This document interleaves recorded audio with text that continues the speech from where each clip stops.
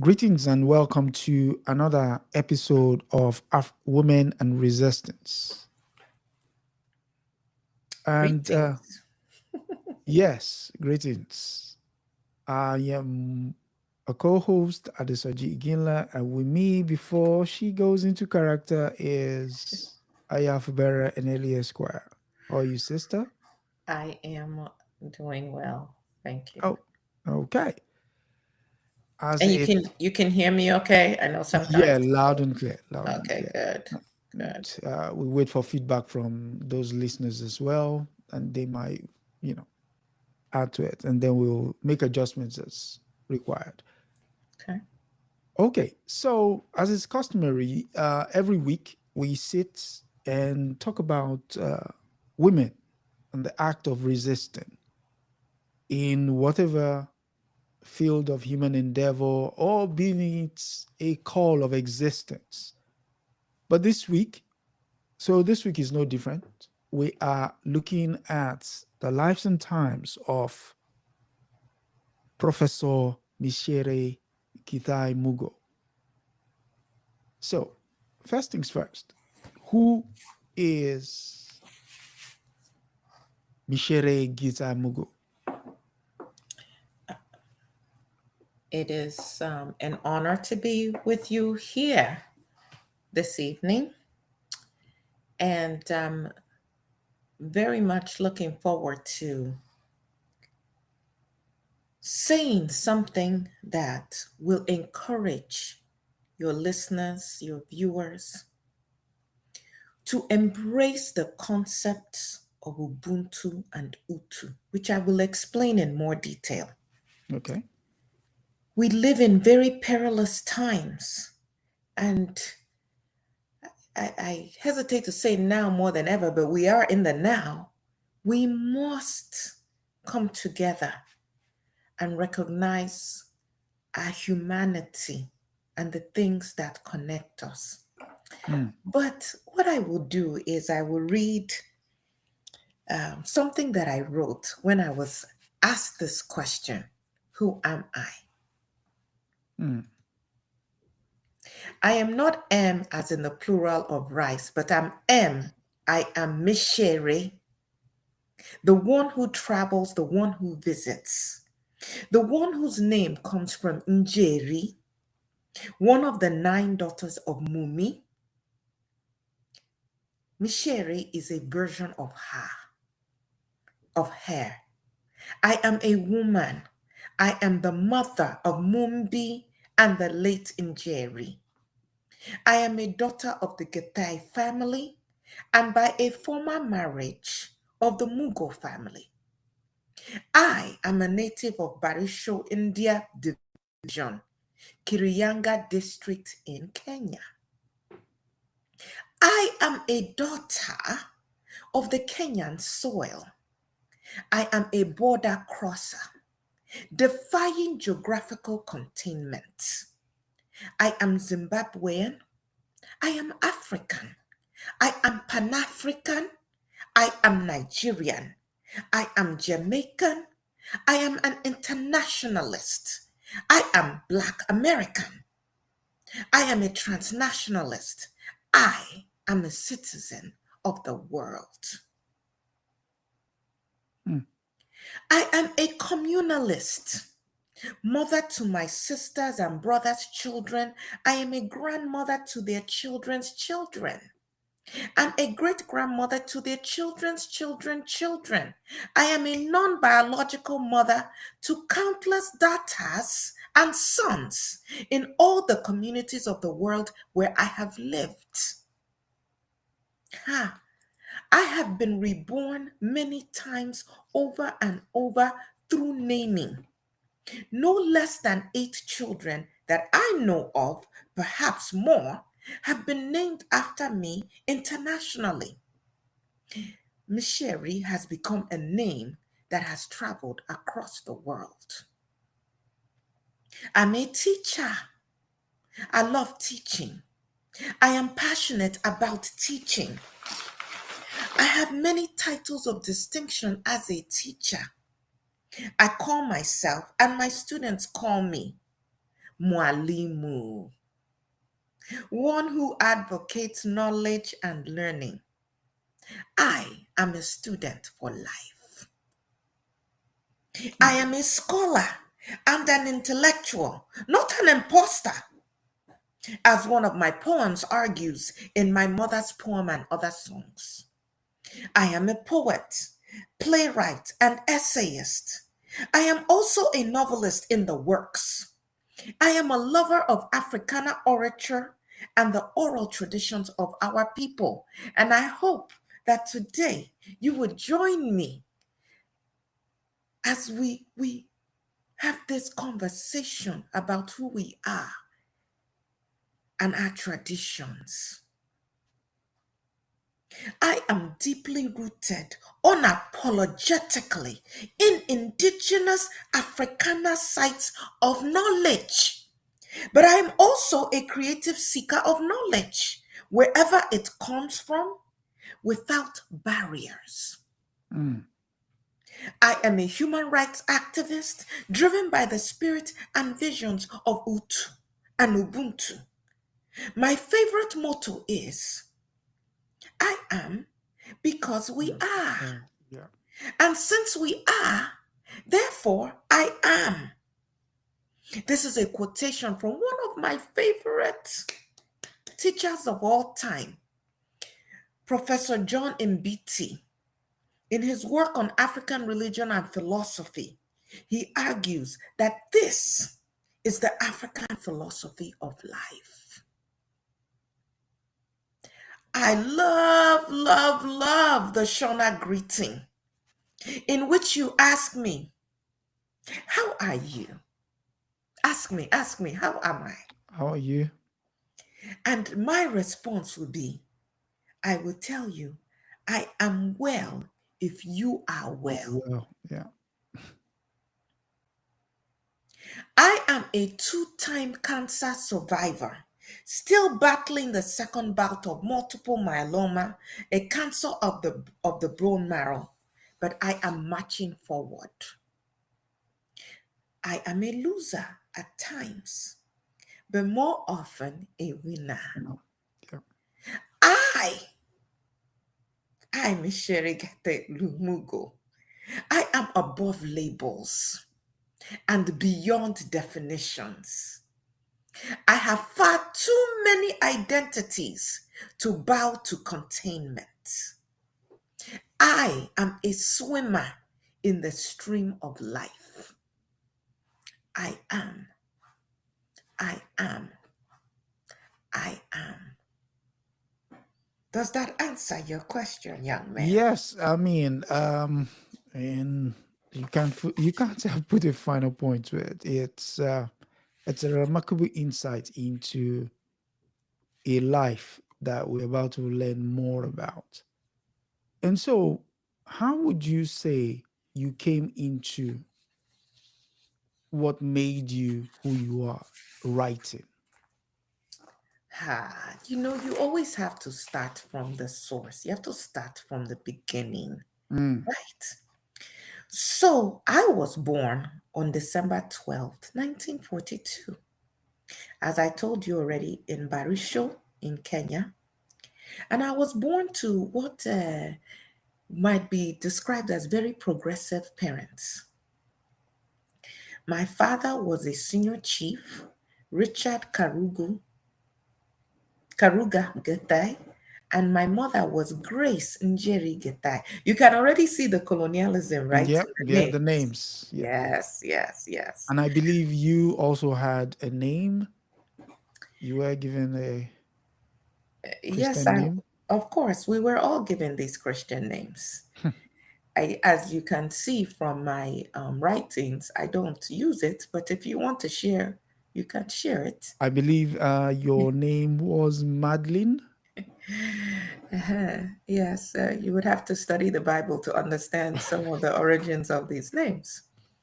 So, it's important to note how culture and religion, spirituality, we were always a spiritual people. Mm.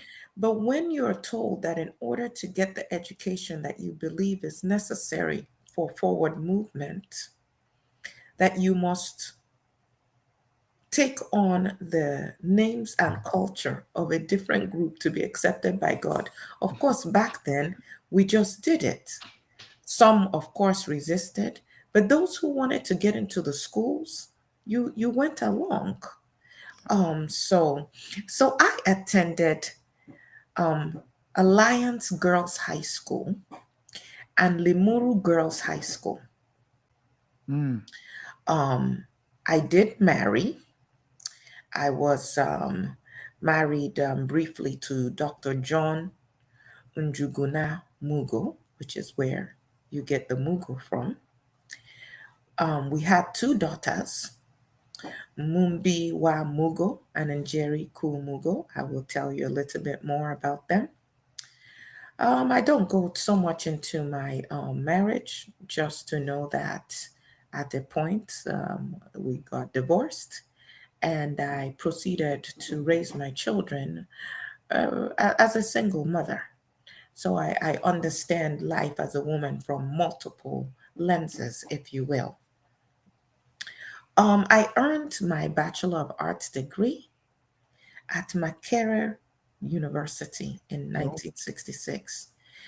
Again, as you ask me about my writing, I didn't forget your question. mm. It's important to note that I am who I am because of the opportunities that I was privileged to have. Not necessarily because I was the brightest, because at the time when my father sent me to school, it was actually very common for parents to only send their sons. So many other girls could possibly have had the same life that I Life. had, Yeah. you know, Mm-hmm. with under different circumstances. And then, in addition to that, you have to look at the boys who also did not get that opportunity because they did not have the resources. And of course, that is still happening today. Plus, So, yes, plus the circumstances of the time, you're talking about the yes, colonial, pre-colonial, and post-colonial yes, very much so. situation. Yeah. Very much so. Now, upon graduating, I did continue my studies at the University of Nairobi, and I later also obtained my MA and my PhD degrees from the University of Brunswick, completing them in 1973. So, shortly after that, I was obviously one of the better trained, or you say, formally educated women of my time, people of my time. And I was recruited and served in 1978 as the first woman to serve as the Dean of the Faculty of Arts and Social Sciences at the University of Nairobi Kenya. in Kenya, yes. And of course, at this time, Arap Moi was the president of Kenya. There were all kinds of civil rights infractions, infringements, if you will. And I have always been an outspoken human rights activist. And so, following the failed coup in 1982, Yeah. and based on my criticism of Arap His Moi, regime. Yeah. yes, I basically had to flee the country. And you can call it a self imposed exile. But we fled in 1982. I was fortunate enough to, through connections with people, again, I will come back to this concept, but I have never left it, of Utu and Ubuntu. Ubuntu. Yeah. Um, Doors were open to me, and I was able to teach at St. Lawrence University from 1982 to 1984, and then the University of Zimbabwe. Now, understand that Kenya revoked my passport. Mm. So essentially, I was Yes. a citizen of Stateless. nowhere. Yes, stateless. Yes. And Zimbabwe gave me citizenship Yeah. and accepted me and my daughters. And I served at the University of Zimbabwe from 1984 to 1991. So when Mm. I say I'm a Zimbabwean, haha, I come about it honestly. But this is who we should be to each other. And I then moved to the United States again through the means of friends and well wishers and extended community members. And I taught at Cornell University in 1992. And then from 1993 to 2015, I served as professor of African American Studies at Syracuse University, where I became the Meredith Professor for Teaching Excellence in 2007. I also chaired the African American Studies Department from 2005 to 2008, and then directed the African Initiative from 2001 to 2005. And in these spaces, Mm. very much understanding the importance of not isolating ourselves in the so-called ivory towers, but that we Building are we community. are part of our greater community. Community. Yeah. I also co-founded the Pan-African Community of Central New York and founded the United Women of Africa organization. So now the writing, I'd always been writing. And in fact, have contributed to a number of books with other writers that you might know of, like Wole Soyinka and Ngugi wa Thiong'o. With In younger. Yeah. fact, Ngugi and I co-wrote this book. This is a later edition. The There are some trial. earlier ones, but the The trial trial. of Dedan Dedan Kemati. Kimathi. Yeah. Do you know who this man is? If you Uh, don't know, yeah, you you should. should definitely know. You want to tell your readers, your listeners, just a little bit? So Dedan Kimathi used to be the head of the Kenyan Land and Freedom Army. He was he led the rebellion against the British colonial forces in Kenya, and he was subsequently executed and buried in violation of the traditional rights of the land. I mean, we could go on and on, but that will detract from what uh, you were about to say. You can continue. Yes. And so my writing first was informed by the oral traditions of my people. We have this now in the African American parlance, we call it call and response. Once, yeah. That is a very African thing. I tell you a story, and the story has music in it, and it has what the respondent. In fact, I'll give you an example. This is a Nigerian example. So when they're getting ready to tell the folk tales, Story, and the story. people will gather. In the English version, it will be story, Story, story. story. And the people will respond, story. Story. But in one of the indigenous languages, it will go something like this. Sakwi. And the people will answer, war. Then the person will say, Orurotunwe. It came to be a time. So in the English version, it'll be like once upon a time. But it came to be a time. Yeah. And then people will say, Orurotunwe. And the people will say, Otunwe roaria. Their Mm. response is, when I say it came to be a time, I say, and a time that was kind of Was like time. circular, Yeah. Yeah. timeless. Eh? Yeah. And then I would say, Inketa nyarapa, which is when a dog carries a bag. And the response is, in Sigolano here. And what that translates to is, so I say, when a dog carries a bag and the people respond, that means that there's no more shit in the in the forest, because we associated dogs with always going to Going eat and pooping. feces. Yes, Exactly. yes. So if the dog has carried a bag, it's like what I need to eat is not here anymore. I need to travel. Yeah? And then they would say, "Okuko tienku," Mm, and the mm. people will respond, "Ahihia gula nozu." What is the translation? Okuko. If a chicken now clocks, if a chicken now crows, the chicken, the sound the Yeah, chicken yeah, yeah. makes. A cockroach. The answer is that means there's no more grass in the garden. Mm, In mm. other words, the chicken is always pecking, pecking, Pecking, pecking, pecking, pecking. Yeah. pecking. So if it raises its mouth to now let out any other sound, it's because there's no more food there, no more grass there for it to peck. And you know Mm. what? We can go back and forth like this before the actual story is told.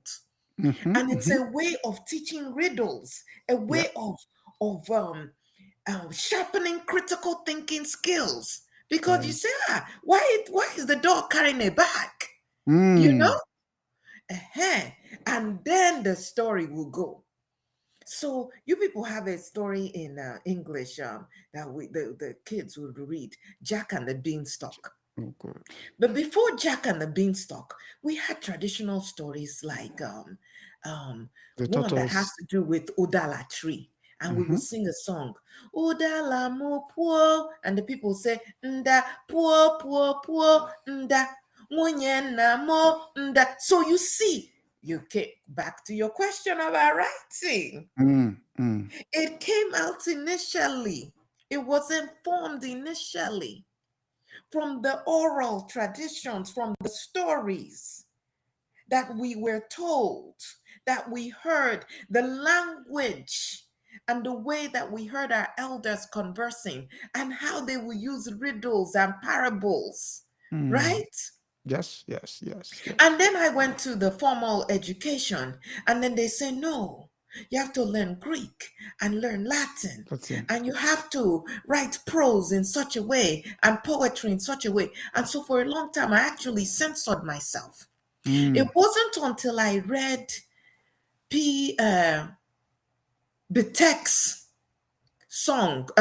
book, Song of Lawino, and I saw that he was not ashamed Yeah. A court to Peter write, or God protect, yes, to write in the traditions of our of the people, people. Yeah. that I broke free of those chains. But for me, writing is it's as natural as breathing. Mm. Without So whether structure. it's Yeah. yes, Don't and encourage yourself in structure. with Yeah. structure, but no structure, because the thing we're calling structure has are the constraints that Western education has put Vision on has us. put on Who your says writing. Yeah. there's no structure? Mm. So Mm. I'm an essayist, but I'm also a novelist, and I'm a playwright, and I'm also a poet. And I say all of that not to be boastful, but to tell our people we don't have to accept the labels, and you don't have to shrink yourself or to be less than what you are. Mm. Let own up to all the largesse of who you are, so that it gives other brown skinned children and all other people of the world Yeah. Yeah. permission to be themselves. So I have there's so much that I want to share with you. Mm. I don't even know where to start now. We will get back to my honors and things of that nature. So in terms of my life, having been exiled from Kenya, basically a stateless person, I Yeah. became a citizen of the world. And wherever I went, I made it my home, and my intention was to build community. And I was very successful at that. And I stayed in contact with people, even as I traveled, even as my path took me to other Oh, places. places, yeah. So I know that you have had opportunity to talk with some of my sisters. Mm.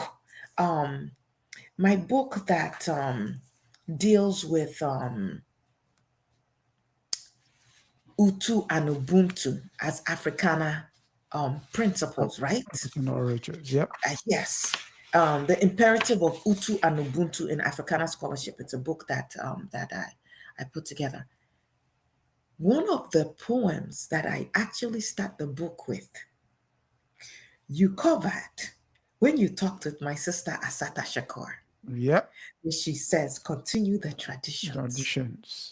But do you know one of my sisters and very dear friends that you also talk to? Ama Ata Ama Ido. Ata Ido. Yes. So there are all of these connections. And we supported each other because Yeah. she and I at one point were both single mothers And exiles. and Right? exiles. Yeah. Yes. In And Zimbabwe. when we were both in the United States, she would invite me to come and speak at her school. I would invite her to come and speak at my school. We supported each other in so many ways. There are so many dovetails, we women who have fought this battle, and even the men as well. But I wanted to talk about something while I have this opportunity, and that is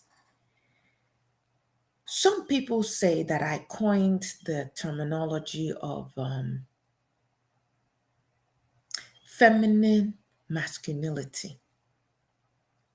I want to break down what I mean by feminism because in some quarters, it's almost like a bad thing to now say you're a feminist Mm. as a woman of African descent. For me, I use basically a definition given by one of my dear friends, my Caribbean sisters, Rhoda, who says feminism is nothing but the understanding and awareness of women's oppression based on gender and sexism. What is to argue with? What is to quibble about? Yep. It is the understanding and awareness of women's oppression based on gender and sexism. When you take that as a definition, then it's not a stretch at all to understand that both men and women can then be feminist. True. All human beings can be feminist because all we're asking you to do is to understand and be aware of the oppression of women based on gender and sexism, not class, not level of education, all of that, based on gender and sexism. So, to the extent that patriarchy Mm. is one of the biggest problems facing the world today, and the men are the beneficiaries and the guardians of this System. patriarchy. Yeah. How do you address this structural issue without then inviting men into the conversation? So when people say, oh, feminism is women want to do away with men, no more men. Ah, how is that possible? Mm. Women unilaterally cannot dismantle this structure. The men who are the guardians and the beneficiaries must be part of it. Can an egg fertilize itself? We No. need one another. Yeah. So let me take this moment to just disabuse some who may have gotten this idea wrong. Now, yes, are there white women fighting their men? Yes, but that's another issue with imperialism and colonialism and the kind of patriarchy that white men have really kind of injected as a virus. Mm. But I'm not fighting with my brothers or my husbands or my sons or my fathers. Now, the other point though is we all, whether you consider yourself a woman, whether you consider yourself a man, whether you consider yourself transgender, whatever your gender is, we all have been socialized to accept this patriarchy. We are all infected with these patriarchal ideas. In fact, you see that within women who, even with no men around, will impose those same ideas on themselves. What is a good woman? What is a good wife? In the United States, the women still cannot come together and elect a woman as president. And it's precisely because of these patriarchal ideas. You saw it with Hillary Clinton's run. You saw it with Kamala Harris's run as well. So both men and women can then become the ones who continue to perpetuate this structure that is so harmful, that leads to the oppression of women. And I am categorically opposed to the oppression of any group of people. But I want to say this very clearly, that when you oppress her, when you oppress your mother, when you oppress women, you are oppressing society. No society can be free, can be liberated while you are oppressing half of that society. True. Now, let me say something else too, because when I returned to Kenya, I was interviewed by a number of people, but there's a particular interview that I recall, and they were saying, you've kind of come out on the wrong side of the discussion on homosexuality in Kenya, because they were trying to impose these draconian laws against people who were considered homosexual. And this is what I said to them. I am not homosexual. However, in the spirit of Utu and Ubuntu, we must embrace all of us, even when some of us might be different from others. Correct. How can you now ostracize, demonize, criminalize your own because they might have a different sexuality? And then some they wanted to argue, oh, is that not the West imposing their ideas on us? See, only a people who have forgotten their own history, their own culture, can really say that. Because we have always had so-called homosexuals in our midst. We did not have that terminology, but we've always had. And if you follow our oral traditions, before we started to sanctify it based on Christianity or Islam or any of that, you will see. So why not embrace everybody? And since I've been saying I will talk to you about this Utu and Ubuntu, let me just share a little bit about what I mean. I do hope that your listeners will try to get some of my books, and I will share what some of them are. But this one that I wrote on the imperative of Utu and Ubuntu in Africana scholarships was very much to remind us to ground ourselves in our own tradition. In fact, I will read directly from what I wrote. I said, it has also been my conscious effort to affirm African indigenous knowledges as valid and critical sites for academic engagement. I describe this ongoing engagement as excavating the gold mines of African indigenous knowledge.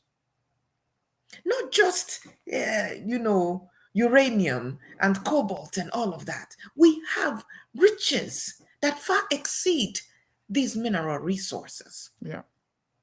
As someone who's primarily grounded in the creative arts, the task has involved learning from orature specialists Mm. and practitioners, people who are embedded in African oracy.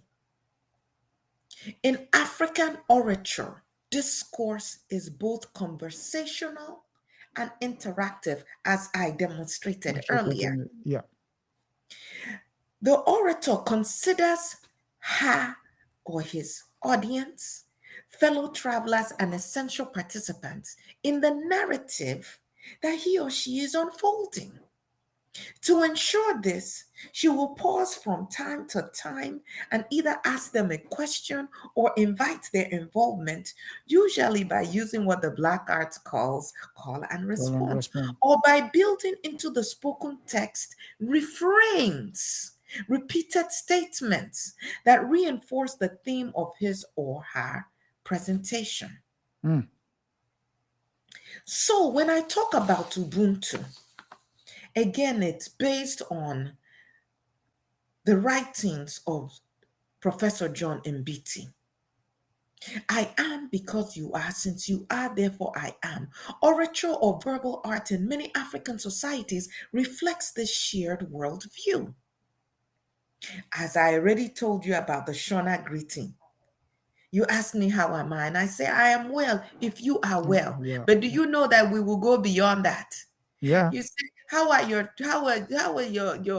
family? Oh, my family is well if your family is well. How are your cows and chicken? How is your farm doing? My own is well if yours is well. We are connected. In other words, the welfare of one person is tied to the well-being of the other. The true word of Africana community. scholars need to find out how to incorporate this collective and connective perspective of life into their scholarship. We do not have to write like the colonizers, who Mm. obviously did not have this concept of interconnectivity, because that is what allowed them to then kill Break at us. Yeah. will. Yeah. And to the extent that we are divorced from this concept of Utu and Ubuntu, you can see how we now hurt ourselves. So, what is Utu? So, I told you what Ubuntu is, right? Yeah. I am because you are, and since you are, therefore I am. So, Utu is a Kiswahili term meaning hali ya mtukuwa na tabia ya kibinadamu. Meaning. Hey, you have to ask me what the meaning of that is. And what it basically, it's not a word for word translation when you move from one language to another. But essentially in English, the translation would be the state of a person who has the habit of being human. Mm. Utu, the state of a person Person. who has the habit of being Being human. human. So if you do not have the habit of being human, if like the person that you people elected in the United States, you are in the habit of dehumanizing people, Mm. you do not have the habit of being human, therefore you do not have Utu. Talk of Africa's paradoxical statements. Simply, Utu is the capacity to exhibit behavior that is humane. Mm. Do you have the capacity to act like a Mm. human being, to be humane? So when you see your elderly and you decide To that push the them. best route is to make them homeless, to take away their health care, and to take away their feeding, their ability to feed, are you exhibiting the capacity to be humane? Is your behavior humane? In other words, Utu is the philosophy that the soul is paramount and that losing it is worse than losing all of one's material possessions. Mm. It is based on the philosophy that to be whole and to define one's personhood and one's humanity, the human physical form is inadequate. In other words, one's soul and inner being are the cores that define personhood, not physical or material manifestations alone. Having wealth, however gratifying this might be to some, the race to become the first trillionaire, while so many in the world are languishing, Mm. that however rich you are, if you are spiritually poor, this is a reduction of your personhood. It is therefore imperative that as scholars of Africana studies and research, we should celebrate Utu by affirming the essence of humanity in what we do. The other absolutely critical quality of Utu is the ability, listen up, the ability to then connect one's humanity to the humanity of another. Don't just behave humanely to yourself. See yourself in others. Yes. Utu draws from the philosophical well of understanding that John Mbiti expounds in the worldview of indigenous communal African societies. It is with this understanding that Black studies refuted and must continue to refute the notion of exceptionalism that viewed the intelligentsia as a special clique, as the chosen ones that will then get to live above others. Vivi Du Bois. And the extent to which people are forgetting how Black studies came about, that it was students and community members, some who never graced the halls of any ivory tower, who put their lives on the line to ask for these studies. Mm. How dare we now get into these proverbial ivory towers and then divorce ourselves from our community, and then you write for your dissertation or your tenure panel, talking all kinds of things that nobody else can understand and that has no basis in the community or the liberation of your people. Okay, I'm looking at your time. I know you have questions for me. So much I want to share with you. So I want to share one of my poems with you. Go. Okay? Yeah. This one is Daughter of My People Sing.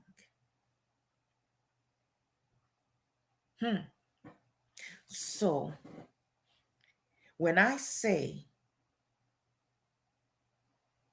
sing, I want you to respond. Even if you are virtual, I can't hear you. I'm going to pause so you too can say sing after me. Okay? Daughter of my people, sing. Sing after me. No, you just say sing. Okay? Thank you. Okay. So, daughter of my people, sing. Sing. Thank you. Sing, girl, sing. Sing. Daughter of my people, sing. Sing. Rise, sister, rise and dance. Be soulful, be wholeful, be whole. Sing, man, sing. Sing. Sing and dance, brother. Rise, rise and dance. Laugh, brother. Be soulful, son, and let the sun shine. Shake the mountains, man the storms, command the hurricanes. Sing. Sing. Peace, stand on both feet and dance. Sing. Sing. And be whole, be soulful, daughter of my people, sing. Sing. Thank you. And that is how, because you see it even in our churches. The first time I went to one of these churches and I said, oh my, the preacher, he's just talking to himself, just talking. Everybody just sat and looking. In our tradition, if you're talking and nobody is responding, my mother would say, am I talking to myself? Did you not hear me? Act like you're alive. You have to show some response. Yeah. So that is a major part of our culture, and a major part of what we must infuse even those into our scholarship, even those who are, as they say in the academy. So let me pause. Let me pause. What questions do you have? I mean, I was just going to buttress your point there where you said it's call and response. Part of African orature is also the act of repetition for emphasis. When I Mm-hmm, say, "What is your name? Can you hear me? What did I call you?" So they mm-hmm, would repeat your name 2, 3 times. How many mm-hmm, times did I call you? Is to mm-hmm, ensure that you're engaging with the said person. And on the story fin, in Yoruba, it is, we would say alo, which is mm-hmm. story, Story. alo. Yeah. So Yeah. if we say alo, which is I'm about to tell you a story, and then I'll you would say say story, Allah. alo. Okay. Aha. Uh-huh. So that is the essence. And then the story builds by stages. So you say something just like you were saying with regards to, they would say tabagborile, which is if we stay still, what can happen? Then you get a haircut. So Mm, people will start inferring what would happen if. So again, it's a part of engaging because, like you said, you can't have a preacher standing on a pulpit just basically talking to a crowd and nobody's responding. You might as well just be talking to a wall. So yes. the emphasis is engagement. And then one final point. When you And, said, and hold on, when you said that, think about that. I'm a mwalimu, I'm a teacher, mm, and do children and even adults, do we not learn more and retain more when we're engaged? of course, How many of you have sat in front of someone and do even now that I'm talking to you, I'm trying to engage you, because mhm, otherwise, for you to just listen to me talking, I think I have a nice voice, but for you to just sit and I'm just talking, just and for 60 minutes, hey, mm, you will not mm, even remember what I said. mhm, mhm, So, as a teacher, if you really want to engage your students, get them to think, to follow along, you ask questions, you get them involved, yeah, yes, and yeah, and and that engages a lot of more of their senses. They're not just using their ear or their eyes, they're using ear, eye, they are speaking, they might be moving, because also, don't get us going in our traditional orature. Body movement will now yeah, join the yeah, thing, yeah, yeah. Feet tapping, whatever with, yes, yeah, we clapping. yes, we're an expressive people. And I Mm, think that is it's not something that we should be ashamed of. So by the time, I'm seeing, when I visited some of the schools, or like I said, I was a grandmother, great grandmother to a lot of children in my community. My home was always open. If you were mm, someone you needed something, but my home was always open. But mm. when I said, oh, sit down, quiet hand, quiet feet, no talking, no this, and you want a child to stay like that for six, Or 7 hours of hours, schooling all day, no wonder the children are getting into trouble. Does because that they're not make bored. sense? Because they're bored. Can you sit like this? Are you a piece of wood? You're not. It's actually common sense. And Yeah. so we need to engage in all of these structures, and infuse our culture, and to show how some of the things that we're accepting as this is how it should be, like I said, with the even how to write poetry and everything, says who? Mm. Says who? Can a child not dance and learn? Yeah. Hey, go and see Yeah. the children now with what do you people call this thing? The hip hop. You tell me the child can't read, but the child can know the whole song from beginning to end. They clearly can learn. We have to engage them in a way that Exactly. works. Okay, you are about to ask another question. So I Ask your was gonna say, I was gonna highlight the point when you mentioned Ubuntu. I am because you are. mm-hmm. Um, in the course of your travels, uh, when you went to the States and you wanted to come back to Africa because you felt that's where your calling will be best impacted, you applied for a job in Zambia as a professor of literature at the University of Zambia. Mm, You got the job and you mm, were on your way and landed in London for a stopover, only mm. to get the information that you are not allowed to come into Zambia. Something then happened. You Eh, saw, uh-huh. Tell the story. yeah, Yes. you saw, what's his name? You saw Grace Mugabe.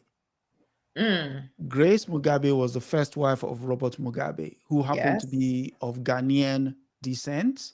Yes. And because you had participated in the anti-colonial movement against South Africa, the liberation of Zimbabwe, Namibia, and Yes. Mozambique, she said, Yes. "Oh, there's an opening in Zimbabwe. Why don't you apply for it?" Again, because you've contributed to making the lives of someone better elsewhere, people were also looking out for you in your time of Yes. need. So I just Yes. wanted to highlight that uh, particular incident that turned out to be, a positive. And then there Yes. was another one, and this Did, one did, you- is did you did you ever find out why Zambia did not want me to come? so apparently Kenneth Kaunda, who happened to be Mm-hmm. Zambia's first president since Mm-hmm. independence, got Yes. leaned on by Daniel Arap Moi to say, do not allow that woman, that's the expression, that woman to come into your country. I don't know why you, as an independent country, would take advice from a clearly despotic head of state at that time. So that is one of the reasons for that thing happening. But there was one other thing that, and this is Let me first commend you. I'm very impressed by your research and your knowledge of our leaders because that is something that too many of us don't know anymore. And yes, this landscape of politics, um, often you things happen you might not even know why they happened. mm, Um, but these are some of the challenges that I experienced. But like you rightly pointed out, there were also for all the doors that closed, for all of the tragedy, and I will tell you about one that really shook me to my core. There were always people also who tried to assist me. Yes, that woman. And of course, even today, you know, I think it was Malcolm X that said it that the black woman is the most disrespected human on earth, on the face of yeah, the earth. hmm Yes, it continues today. yeah, Yes. yeah. And so, yeah, you raised the book earlier, The Trials of Dedan Kimathi, Yes. which is a play she co-directed with Ngugi wa Thiong'o. The I beauty, co-directed. yeah, Mm, the beautiful thing about that those two was the fact that Ngugi in his book, Decolonizing the Mind, would say every morning they will stop in the corridor and they will mm, talk about history, yes. politics, and Yes. literature. Yes. They will only break out of that conversation when it was time for class, and they were standing in the corridor right opposite each other's door to go into their offices. Yes. So Yes. again, those are the kind of call and response. You know, someone is there for you as a sounding board, creating that avenue. What would you say to people who are now, obviously, in the kind of incredible times we live in, that need that kind of sounding board and space? How do we create or recreate what that kind of uh, symbiotic relationship you had with Ungugi Wafiongo? That's a very, very insightful question to ask because you don't know everything. You can't. You can go very far, I suppose, if you just yourself going. But the journey is better. It's more meaningful, and you're less likely to now be too exposed, where calamity hits and you're dead, if you're going with other people. Mm, mm, And Ngugi was my dear friend and brother. And what I would say to people is you have to be intentional mm, about going to spaces where there may be like minded people. You have to be intentional and open to engaging with people. You have to do your own work in private so that when you open your mouth to talk to people, you have something valuable to say. Because mm, if you open your mouth and you don't know what you're talking, they might not invite you next time. They might, when you see somebody coming, if you see them before they see you, you just like duck really quickly mhm, because you don't want to be engaged in nonsense conversation. So you have to do your own studying. There are no shortcuts to these things. mm, But as you engage with people, it sharpens your mind. You get information you did not have before. You're not adversarial. You're helping each other grow, get better. You yeah, know, yeah, and that opens corridors. And so it was during one of these conversations, and we kept saying, "Oh, we should write something." And first, we were going to try and do it via correspondence, but that was a little too difficult. And then we eventually found ourselves in the same area, and we traveled together to our ancestors, so to Dedan place, and there were people living who could tell us the stories of who story, yeah. he was as a child and all of that. Mm, And then we started to, work together to write back and forth.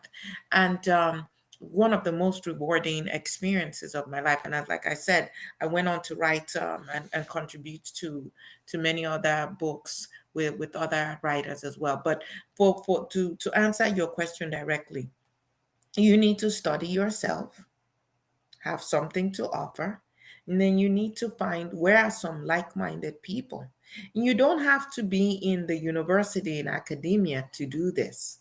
There are community members, there are libraries in the community. And let me tell you, if there are not people gathering to read, then you start something. okay, yeah, great one, yeah. You start something and don't get discouraged. People will come, people will go, whatever. You stay steadfast in what you're about.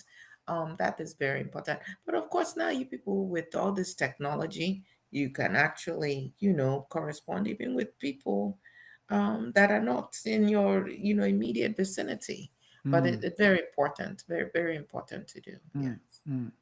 So, in terms of the culture of writing, how would you advise people to proceed? Because everybody has a story to tell. Well, this is true. Although, so you have to first be aware that you have a story to tell.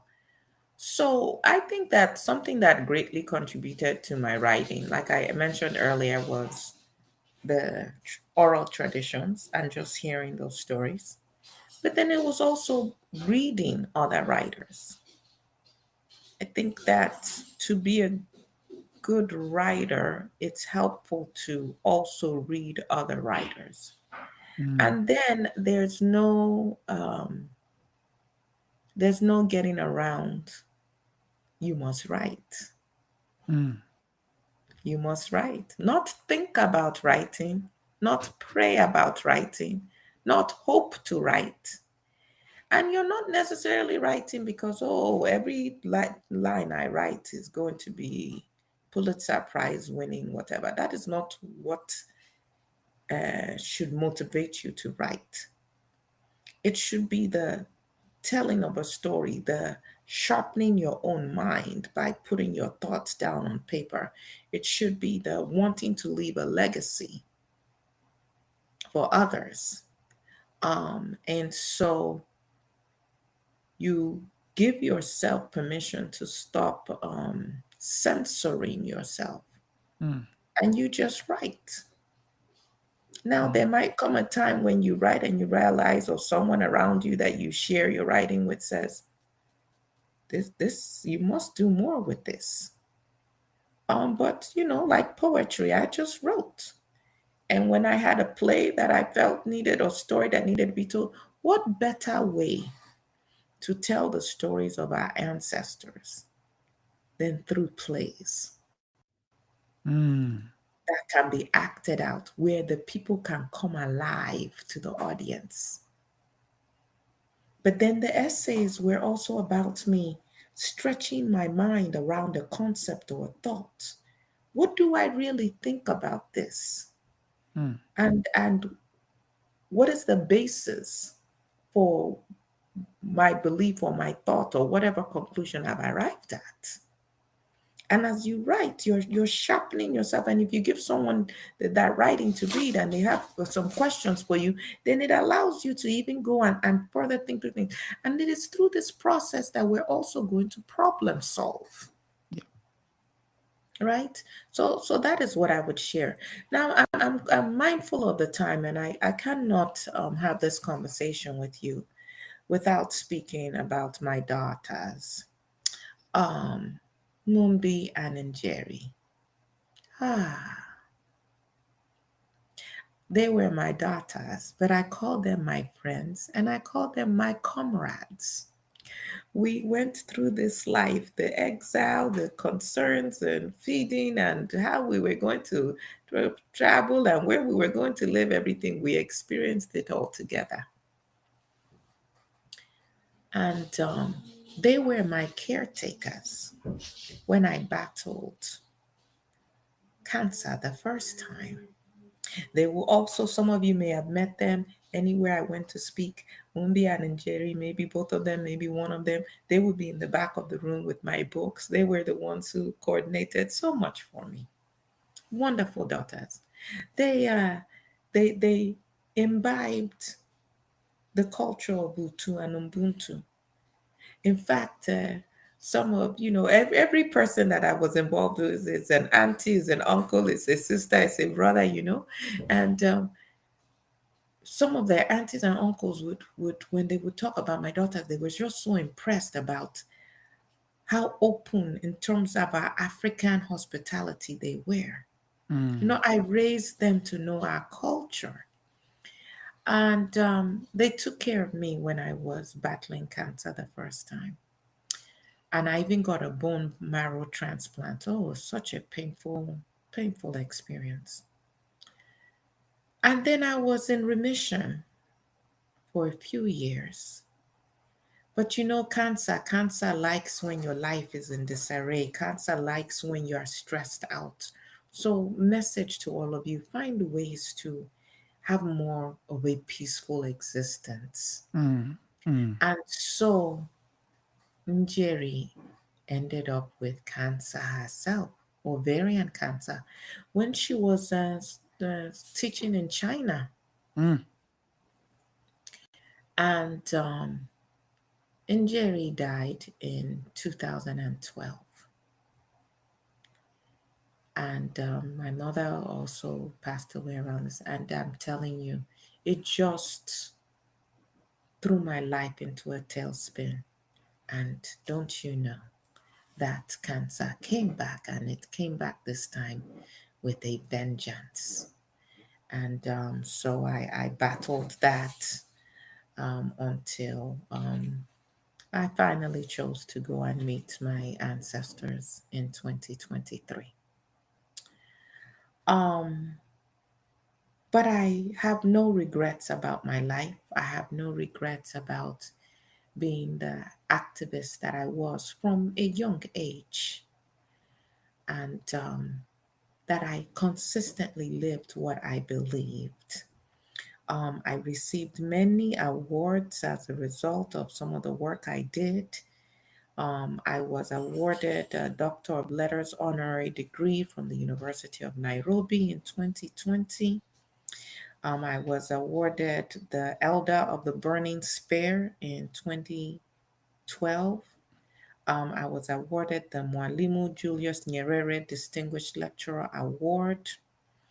I received the CUNY Woman of Distinction Award, other academic Distinguished Africanist Awards. I was named the Laura J. and L. Douglas Meredith Professor for Teaching Excellence, becoming the first Black person at Syracuse University to receive this honor. In Kenya, the East African Standard Century publication of November 2002 cited me among the top 100 um, influencers in Kenya Yeah. during the 20th century. And I have quite a few publications. Um, the Long Illness of Ex-Chief Kitty, which is a play. The Daughter of My People, Sing, my poetry collection. The Trial of Dedan Kemati, co-authored with Ngugi wa Thiong'o, which was a play. Visions of Africa, the fiction of Achebe, Margaret Lawrence, Beth Hokti, and Ngugi. We all worked together on Contributed. this. Yeah. In 1991, I published African Oratory and Human Rights. It's a book of essays. In 1995, I published My Mother's Song and Other Poems. I also wrote the introduction to Ngugi wa Thiong'o's Pen Points, Gun Points, and Dreams. Also wrote various essays in anthologies on African literature and women's writing. And then this was really near and dear to my heart, writing and speaking from the heart of my mind, which is an autobiographical reflection and speeches of mine. Aha! Oh, I was looking rather beautiful on that cover. Yes. And of course, the book I already mentioned, the Imperative of Utu and Ubuntu in Africana Scholarship. Um, there is also a documentary that was made about me. It's called Making Life Sing in Pursuit of Utu, True. the Micere Githae Mugo story. And it also has a companion book of the same title. So that is just a little about me. How can you sum up a life well lived in just an hour or so? But hopefully, your listeners will take from my life that you must take risks in life. Yeah. You must speak up for what you believe in. Because otherwise, what is the point? You must pursue whatever gifts and talents. And it doesn't matter if you think you're not good at it, do it anyway. Do it Mm. and maybe you become better at it. And even if you don't become greater at it, if it brought you pleasure, if it helped you better understand people, if it allowed you to show up, to show your capacity to behave in a human way, then it is worth it. Yeah. So I want to thank you for the opportunity to speak with you today. No, thank you. Thank you for coming true. Thank you for coming true. And by that token, we've come to the end of today's episode of Women and Resistance. And we've been listening to you, Michere Githae Mugo. Next week will be the turn of Julia de Bogus. Who is she? You will find out next week. And any final thoughts? We come from such rich traditions. It is our responsibility to live them and to pass them on. And with that, I will just say good night and see you next week.